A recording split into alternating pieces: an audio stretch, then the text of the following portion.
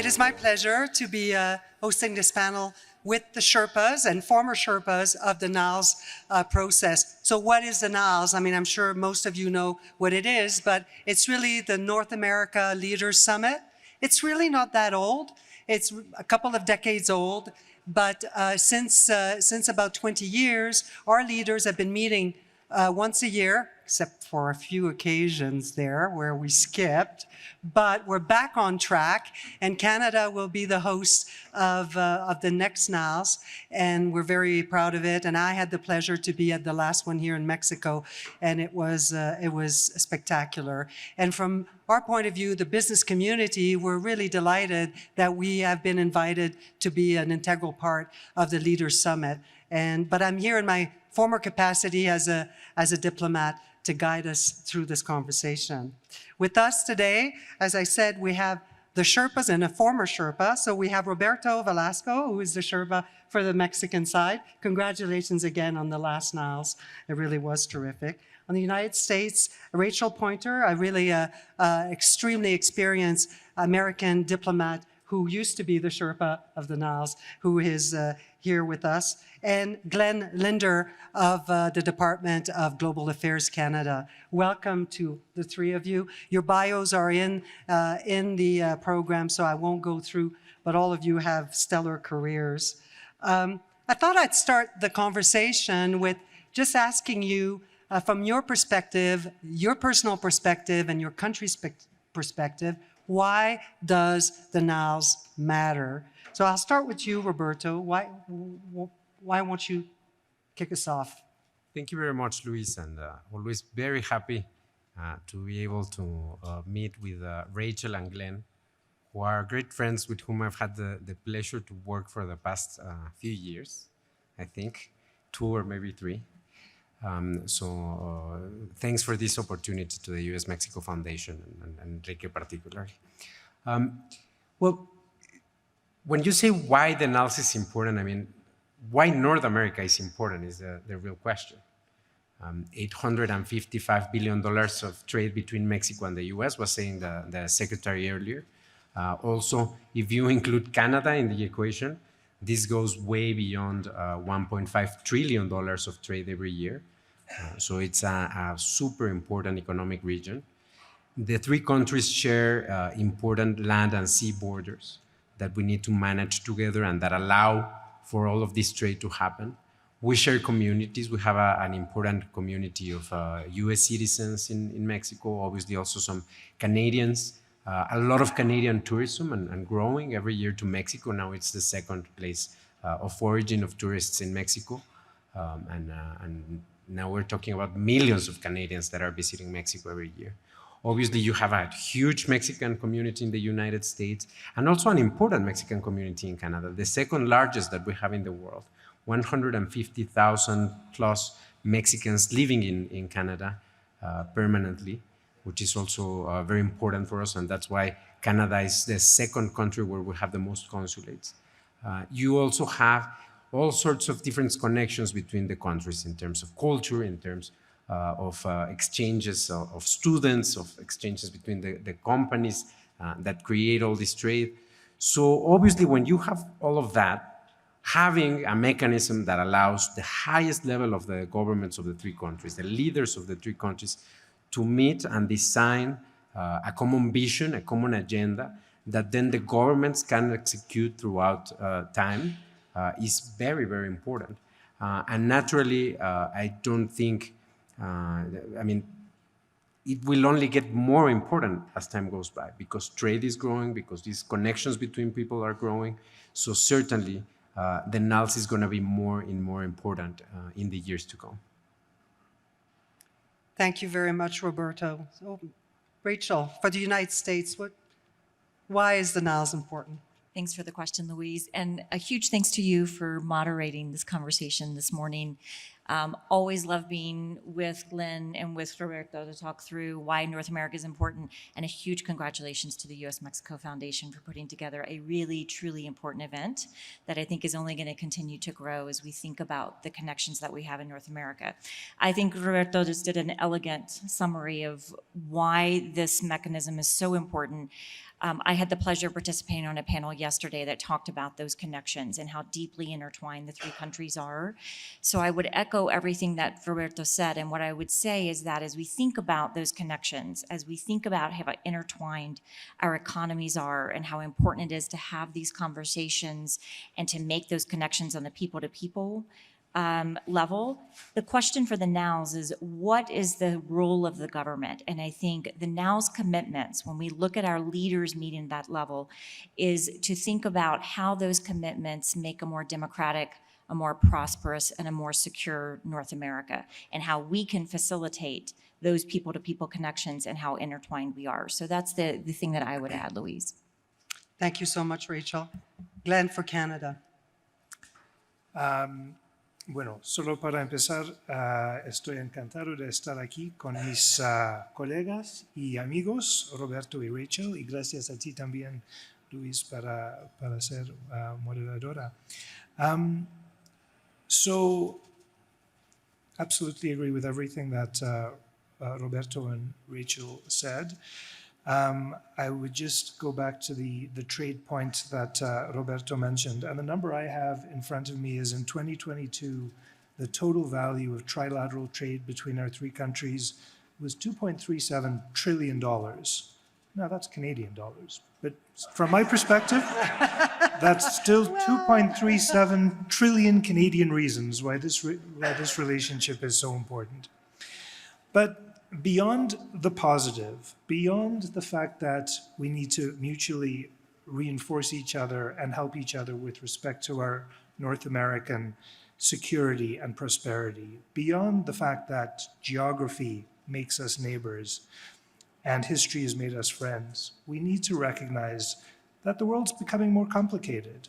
Storm clouds are gathering politically, internationally, and we need our friends. We need to keep our friends close, and we need to work together in that context. And storm clouds are gathering economically as well.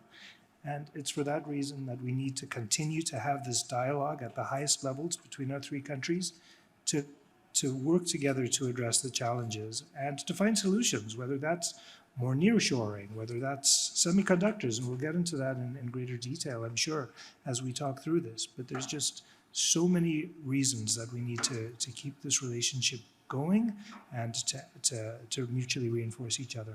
Thanks. Yeah, and it does start at the top, doesn't it? It sets the tone. And really, while all eyes, whenever this meeting takes place, is on the three amigos, and one day there'll be an amiga, I hope. But you know, we all look at their press conference where we're looking at the dynamics and the chemistry and the bilaterals that are going on. But behind all that is a great deal of diplomatic work. And over the past few years, there's been what I welcome personally, we should all welcome, a desire and a decision on the part of the three governments to work according to pillars, to have the work continue in between the meetings, which are a punctuation, but really should be a continuation of what goes on every day. So I'd like to invite each of the Sherpas to perhaps talk about what those 6 pillars are. I'll name them, and then they will outline 2 each. One is DEI, second one is climate, third one is competitiveness. We've been talking a lot about this over the past 2 days. Fourth is security, and the fifth one is health, and finally the last one, immigration, 6. I will go back to you, Roberto, if you'd like to maybe take us through the 2 pillars, migration and regional security. You left me the easy ones, exactly, you know, the easy topics. Yeah. And we just came from a meeting with the United States yesterday on these 2 particular topics, which are obviously occupying a lot of our space and a lot of our time in terms of the diplomatic engagement between the 3 countries. Migration is obviously a global challenge. The Secretary was talking about that earlier.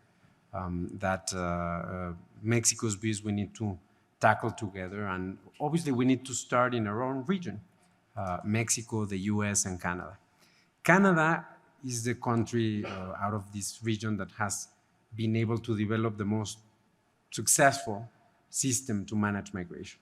They've been able to create pathways to get into the country. So certainly a lot we can learn on how you have tackled this. And something that I love about Canada is that they set goals. They have a planning regarding migration.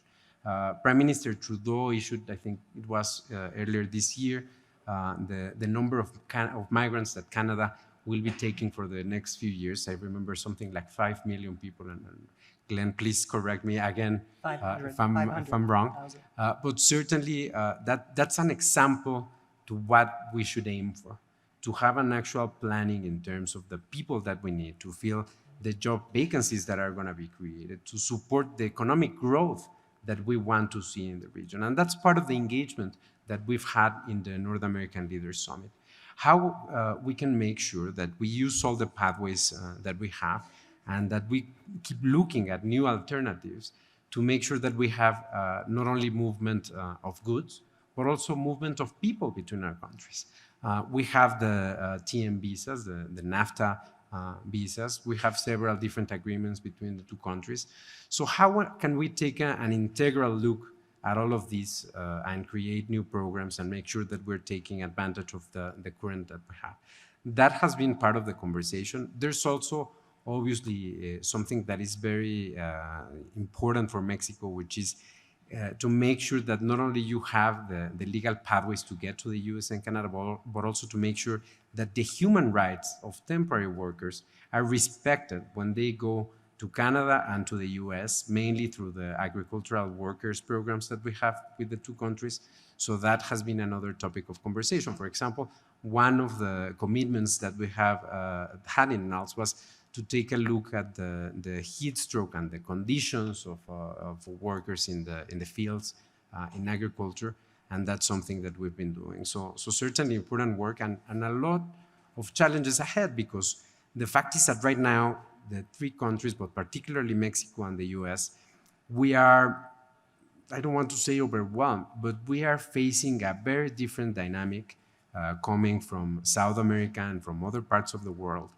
And we didn't necessarily have the tools to deal with this new migration wave that we're seeing. We're seeing a lot of people coming from Venezuela.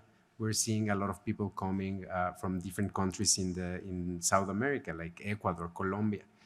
We're seeing people from Senegal, people from Uzbekistan, from Ukraine. So how can we work together to create those appropriate tools will be unequivocally an important part of the next conversations between our leaders. And certainly this is not an issue that we're going to solve quickly, so something that will be important in the years to come. The second one you mentioned, which is security, well, there are important challenges as well for the three countries. The main one right now, obviously, is fentanyl, because of the situation it is creating in the US, because it's obviously not normal and something that nobody can be okay with, that 100,000 people are dying because of this substance, which is very different from what we've seen in the past, because it has a lethality that we hadn't seen in any other drug that we have dealt with previously. And it also has a very different economic, let's say, component to it, because a lot of the thinking in the war on drugs in the past was, well, how can we drive the prices of the drugs up so we can take some users out of the market? But with fentanyl, that logic is certainly not working at all. And why? Because it's very easy to produce, very cheap to produce. It's very small, very light, and obviously extremely profitable. So certainly this logic is something that is not enough. We need to take a look at public health measures and obviously prevention measures. And this is something that we're also doing in the framework of the NALS, because we have a North American drug dialogue, and we're in the process of updating this North American drug dialogue to make sure that it has the appropriate level from the three governments of participation, and that it has obviously the priorities that the three countries have in their mind. The other regional security issue for Mexico is obviously guns, and I think this is something where we have a coincidence with Canada, because they are having a similar situation where they are seeing guns coming from the US illegally to their country and being used to commit crimes, to exert violence. And obviously, Rachel and I have talked a lot about this, we share also a view with the Biden administration. I mean, in the US, this is a very divisive issue, and you have your own problems in that sphere, but certainly with the Biden administration, I think we agree that this is something that we need to get under control. We cannot control violence if we do not have a control over these military-grade weapons that are flowing from the US to everywhere in America. So certainly something to continue talking about. And then very shortly, lastly, we're going to have a World Cup between the three countries. So certainly that is something where we're going to need to talk also about security and about many different aspects. So let me leave it there. Thank you, Roberto. You mentioned fentanyl and the health component of that, and really that's one of the pillars. Rachel, you've got health and competitiveness, so why don't we segue over to you? Great, really appreciate it. Yes, I get to talk about competitiveness and health. And I would first just start by noting, Roberto mentioned that our two governments have had two of our really key dialogues. And one of the things that I would just say is that the work that we do in our bilateral space with Mexico, the work that we do in our bilateral space with Canada is incredibly important. But it's also important to have that trilateral conversation. And certainly the topics are similar, but they're somewhat different, and yet we can build on that work. And so incredibly valuable to have had these two dialogues with Mexico in the last 10 days to talk about what we're doing in this space and on these topics that are also incredibly relevant when our three leaders talk together. So let me just start off. I'll actually start off with competitiveness. And of course, this is a topic that I think the North Capital Forum has helped us really kind of facilitate a conversation among all of the players who are so key: the private sector, governments at all levels, and civil society, as we think about what the opportunities are in the economic space and how directly tied it is to the other things going on in our hemisphere: security, migration, health, et cetera. The bottom line is, as we look at North America and how prosperous this region is, and how much of global trade we represent, 20% of global trade and the production of 30% of global goods and services. Along with the USMCA, it really creates the largest free trade region in the world. But at the end of the day, we are more competitive when we are looking at how we deepen that economic cooperation piece. And that is something that has been critical to a discussion among our leaders. How do we do this? I think it's looking at incentivizing innovation, strengthening resilience. In May, the United States convened cabinet members from all three countries with industry and academic leaders for the first time ever in a first ever trilateral semiconductor forum. I had the pleasure of attending that, and it was really a tremendous conversation that brought together some really specific thoughts from private sector meeting directly with our ministers. It was the Mexican Economy Secretary, the US Secretary of Commerce, and the Canadian Secretaries of Industry and Trade that heard directly from the semiconductor industry executives and academic leaders on what we need to do in this space, and really how best to increase the competitiveness of regional semiconductor manufacturing, which we all know has been kind of at the heart of some of our conversations here. Also enhancing semiconductor supply chain resilience, and then looking at really necessary workforce development investments. I'll share with you some of the highlights from that forum because I think it's a real indicator of what the three governments are talking about, but also the importance of that contribution from the private sector and civil society, and thinking with academic institutions as we move toward kind of this economy of the future, I'd say. Some of these recommendations note that North America is a global leader in semiconductor design, but risks losing market share without sustained concerted action in the face of increasing incentives programs in Asia. Looking at packaging and advanced packaging constituting a major gap in North American semiconductor supply chains.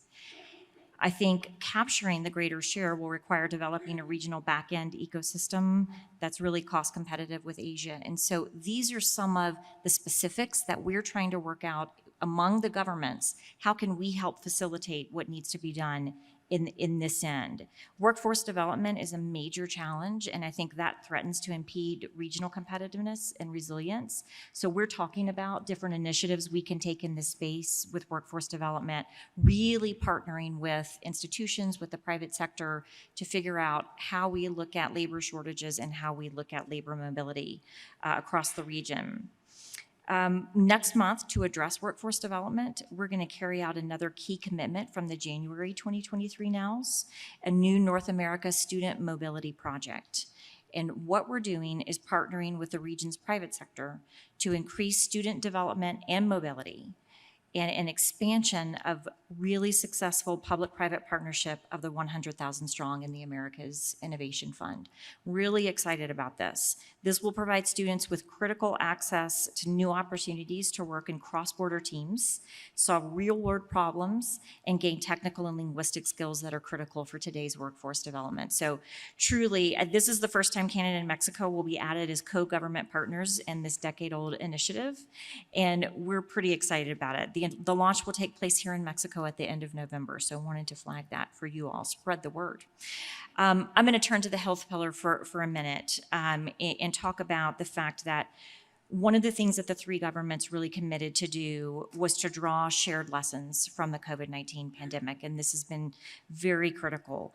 We have needed to look at how we increase information sharing and how we develop public policies to protect our countries against current and future health crises. Our leaders agreed to revive what I worked on, and this probably dates me, the North American Plan for Animal and Pandemic Influenza that actually began in 2007 as the North American Plan to address avian and pandemic influenza. So there is an effort underway to release a new initiative in the upcoming NOWS. I won't give too much away, but I really want to focus on some of the areas that we knew as our three governments that we needed to focus on under this pillar. Bottom line is the new initiative will provide for a flexible, scalable, and cross-sectoral platform to strengthen regional prevention, preparedness, and response to a broad range of threats, looking primarily at pandemics, but also beyond that when we look at health security. And it's the direct result of an extensive trilateral compilation and analysis of the COVID-19 pandemic lessons learned. So really drawing on those shared lessons and looking at some specific areas. And let me just talk a little bit about those. Data-driven public policies require just that. They require timely and reliable data, and that is key, and it's something that the three governments have always recognized. So to that end, we're making sure that we're looking and exploring at new data sharing agreements and the creation of interoperable surveillance platforms, and making sure that we can really, as three countries, look at shared scientific and public health evidence. We also have a history of conducting joint exercises and planning, and so really looking at igniting that piece of it, which is critical for our three governments. And then, of course, as we all know, the lack of medical products and the pandemic really, really has a strong impact on morbidity, mortality, and the overall well-being of our societies. So really focused on the feasibility of the specific supply chain for medical products.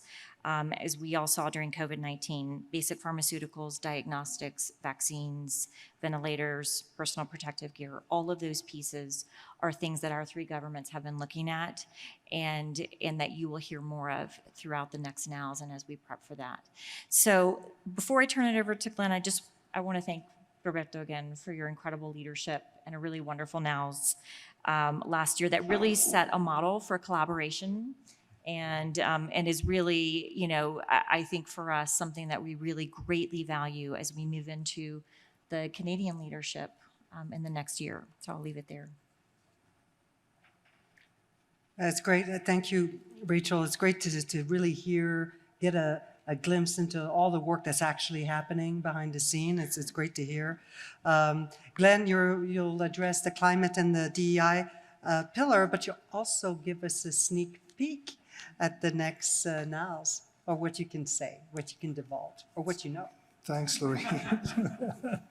I'll just come back to Roberto's point about, he asked about migration. I believe the current plan is 425,000 permanent immigrants to Canada this year, but the government will be announcing our new plan on November 1st. It's usually November 1st of every year that we announce the plan for the following year. That's permanent residents. It doesn't include workers or students that we also welcome to Canada each year.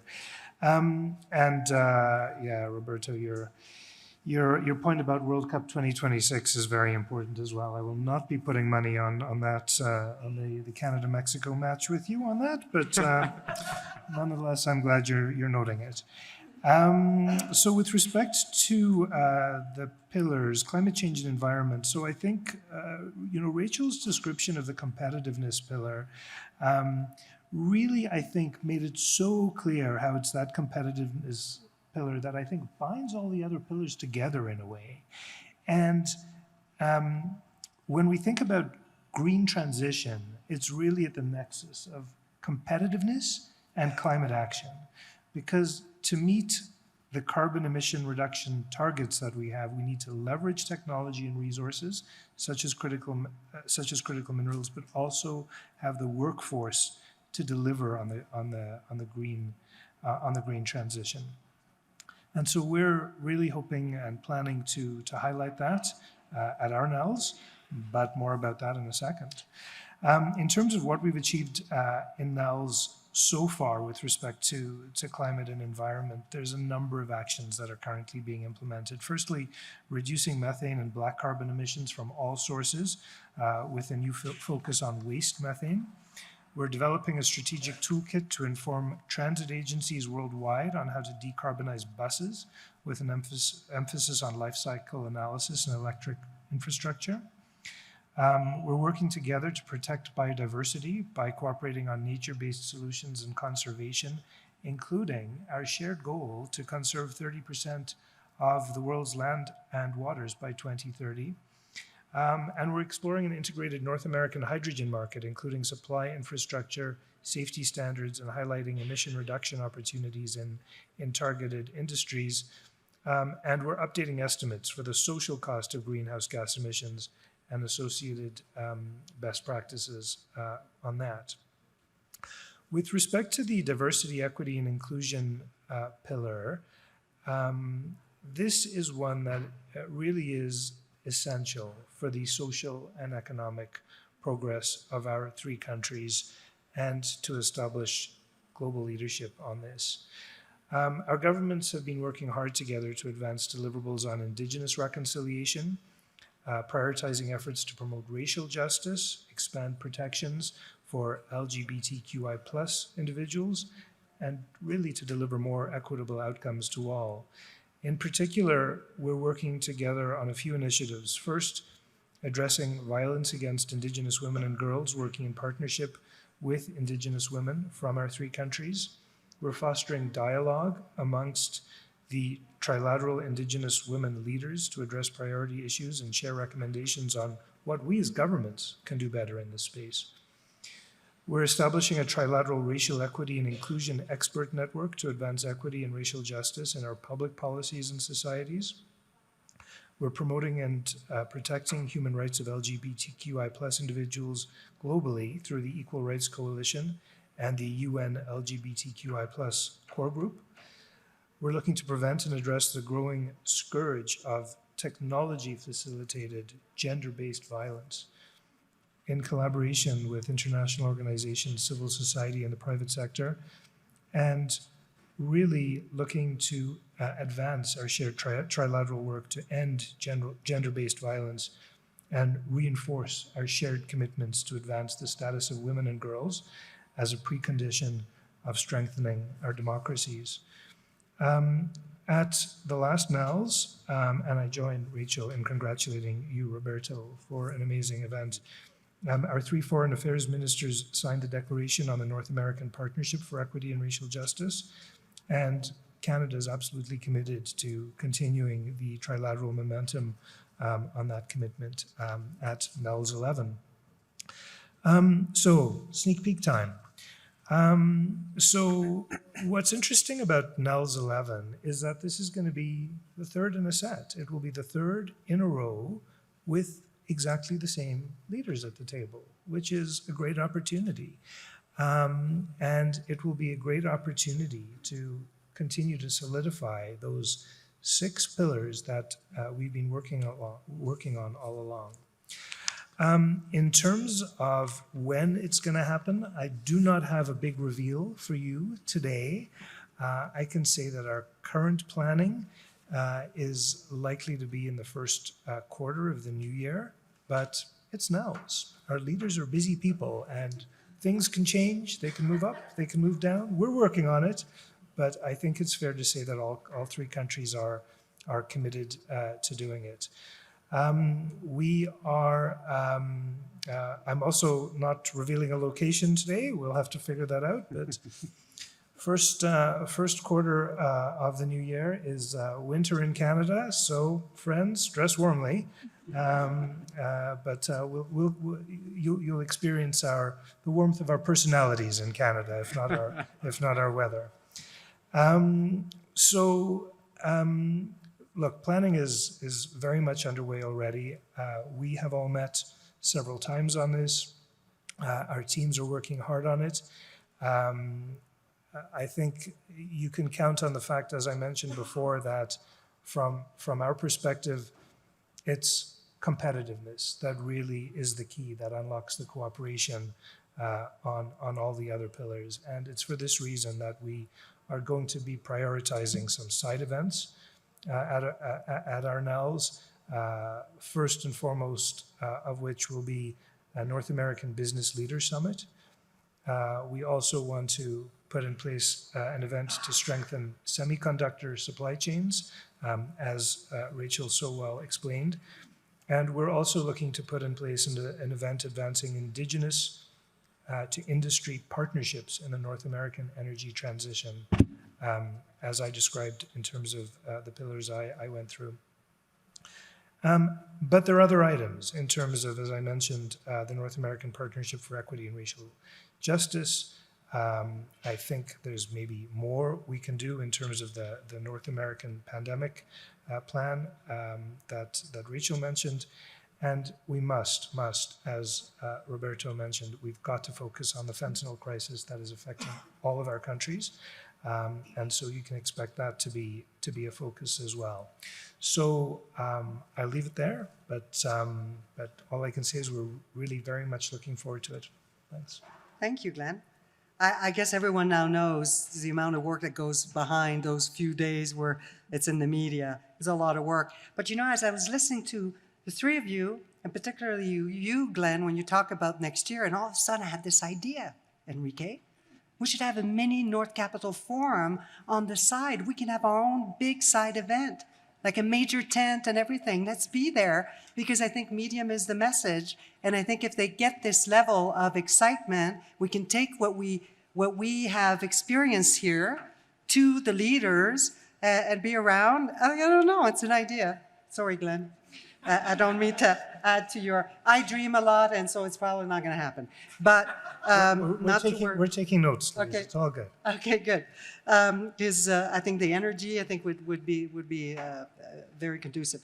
So we only have a few minutes left, and I'd like to open the floor for questions that you may have that hopefully our leaders Sherpa leaders can answer, because it is on the record and a lot of this is, you know, in the works and sensitive information, but we're really here to answer your question. I will throw one out just really briefly to anyone who wants to pick it up while people think about a question.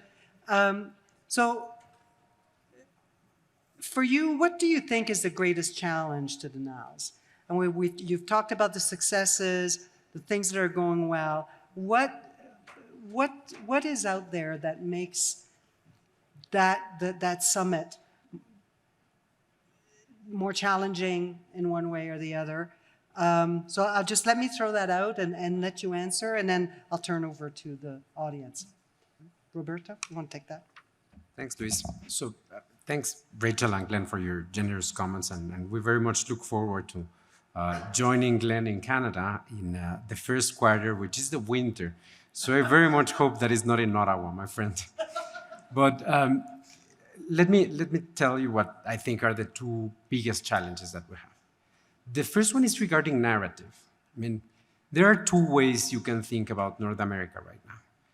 The first one is this is a region where you have a lot of tensions. I mean, you have issues between the countries on dairy, on lumber, on corn, on energy. And you have these great challenges regarding migration, fentanyl.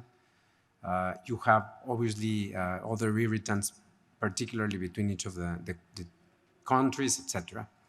And certainly, I think, unfortunately, that's the prevailing narrative in the media and in many spaces. But there's another way to look at North America, which is data.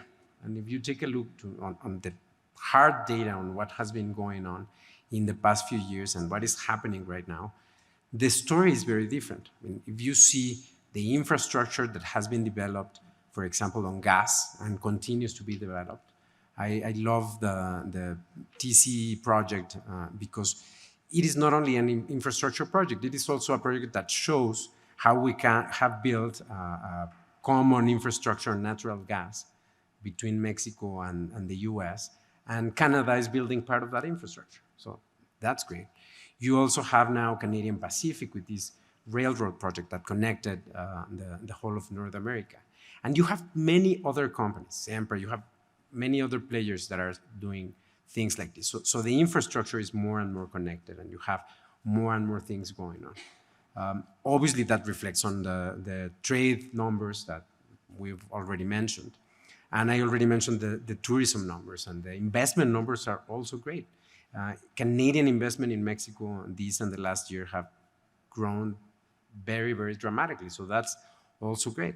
So you take a look at all this data, and yes, you have some challenges, but the benefits that the three countries and the three societies are getting from this partnership is much greater than any of those challenges.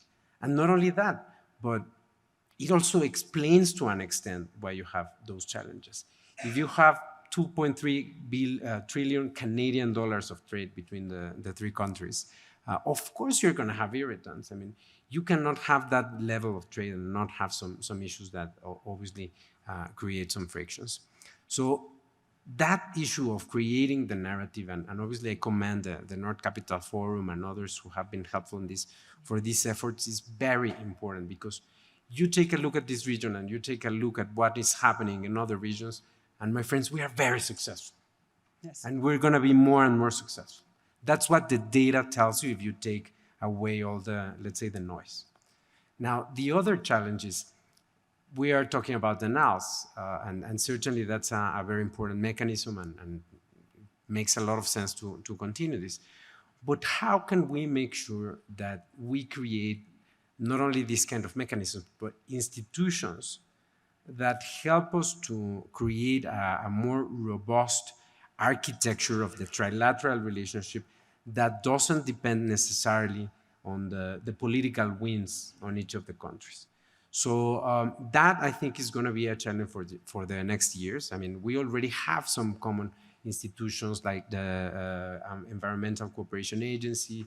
We obviously have the Free Trade Agreement, the USMCA, and some other things, but we need to keep taking a look at this and, for example, think about what we do on education. We have institutions between the US and Mexico and between Canada and the US, but we have no trilateral institution on educational exchanges. And I could name many other examples, but I think that's something that we need to continue striving to do, and that certainly is part of the future of North America. Yeah, absolutely. Thank you so much, Roberto. Any further chime in on this before I turn to Rachel? I may just chime in on one thing, which is that I think, as I said earlier, what we do in our bilateral spaces is very relevant and helps build the conversation in the trilateral space. But I will also say that one of the challenges is the balance in terms of the two bilateral relationships and the trilateral. The two bilateral conversations, it is not a natural outcome to then go into the trilateral space. It takes strategic effort to think about things in the trilateral space. And that is something that I think all of us who have strong connections with Mexico, who have strong connections with Canada, who have strong Mexico-Canada connections can help facilitate. And that is what the NCF is helping to do. It's helping to facilitate that strategic view of a trilateral conversation because it isn't necessarily a natural outcome of the two bilaterals. And my only other takeaway here is to make sure that everyone who goes to NALS next year packs appropriate footwear for the first quarter in Canada. That is the main thing I've learned working with my Canadian friends. Oh, it could be so charming to all bundled up and go out in the snow, come back and sit in front of a fire. It's very romantic. It's very nice. Don't let anyone else fool you. Please come to Canada. Yeah, absolutely, Louise. And I know in terms of footwear in January in Ottawa, I know Rachel packs her skates, so that's fabulous. That's appropriate footwear. Yeah, look, I just very much agree with what my colleagues have said about that. It's not a tension, but it's the fact that we have these very deep, sophisticated bilateral relationships with each other, and it's finding that trilateral space. But when we find it, like, the value is clear, right? So I absolutely agree with those points, and it's kind of getting out of that the bilateral relationship to think about the trilateral.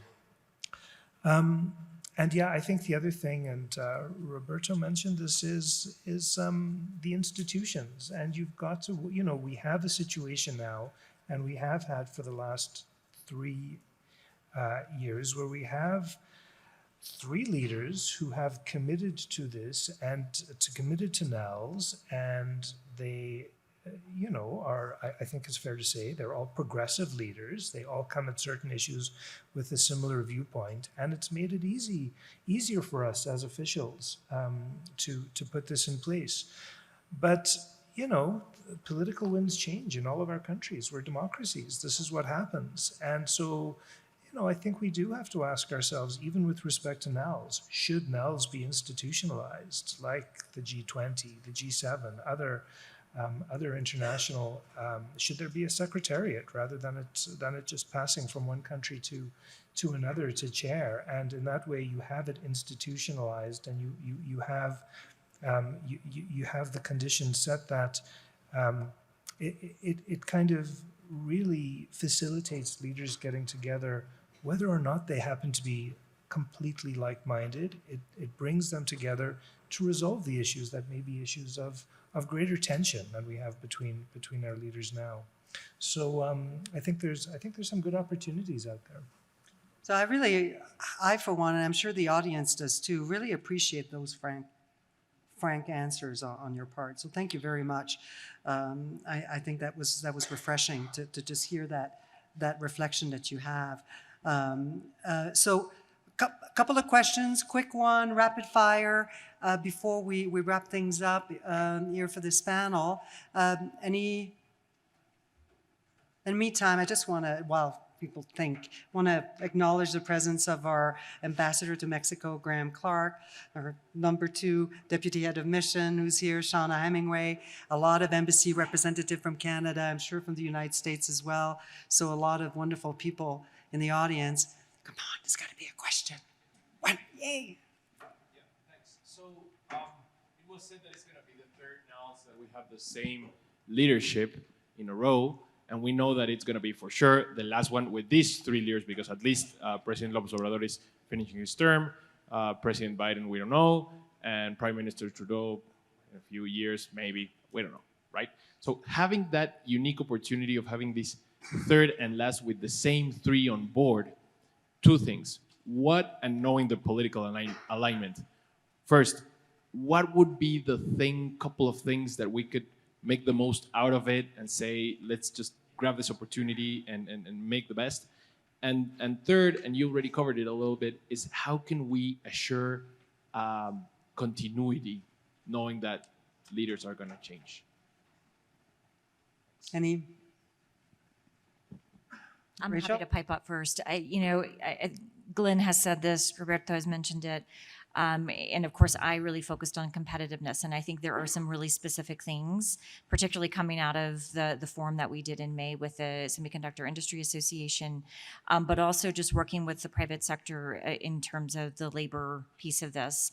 I think there's some real pragmatic, concrete things that we can get done, and I think it's incumbent upon the governments to do that, and that is the conversation that we are having right now. So for me, it would be actions within that pillar. I also think that there's a real focus among these three administrations, as Glen said, on the richness of the diversity of each of our countries and making sure that we set a real platform for how the governments can make sure we are incorporating the issue of diversity and inclusion into everything we do and making it part of the conversation with the private sector and civil society. That's a natural, and it only makes us more competitive and more secure and more democratic. So for me, those are some no-brainers that make a lot of sense.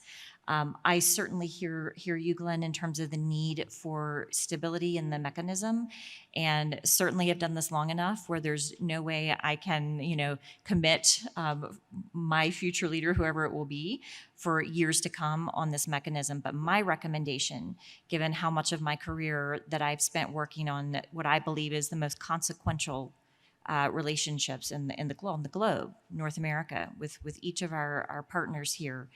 My recommendation would be that absolutely this mechanism continue and that there is value in making sure we find a way, our three governments, to have some stability in the mechanism, no matter who our leaders are as we move forward, given the issues that are at stake.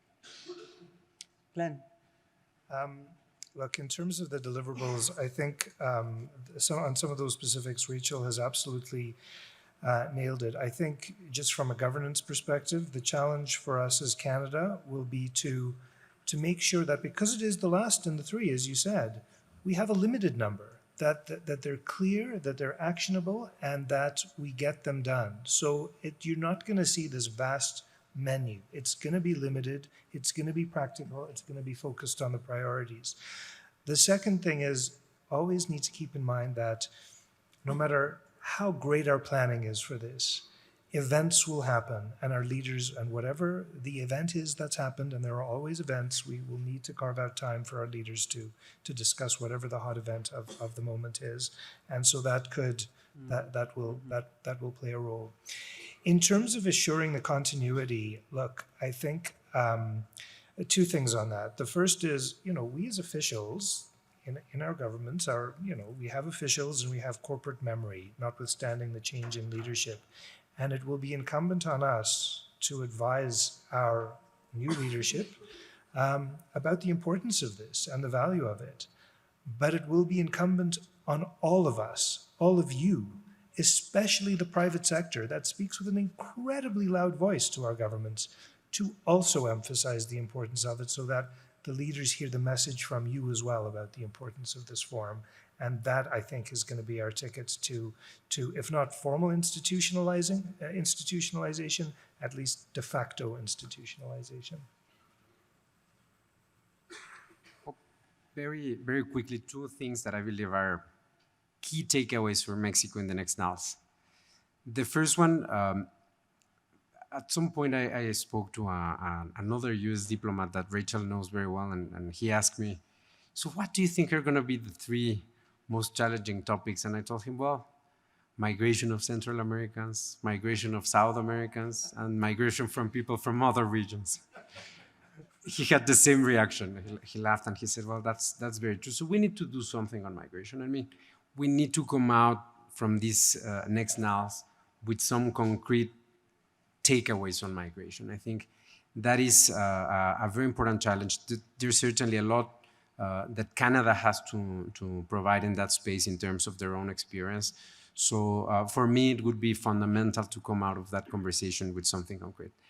The second one, and my apologies, Rachel, but I think obviously the trilateral relationship also built on two strong bilateral relationships, or three strong bilateral relationships. So for me, the Mexico-Canada relationship will be also a key takeaway from these NALS.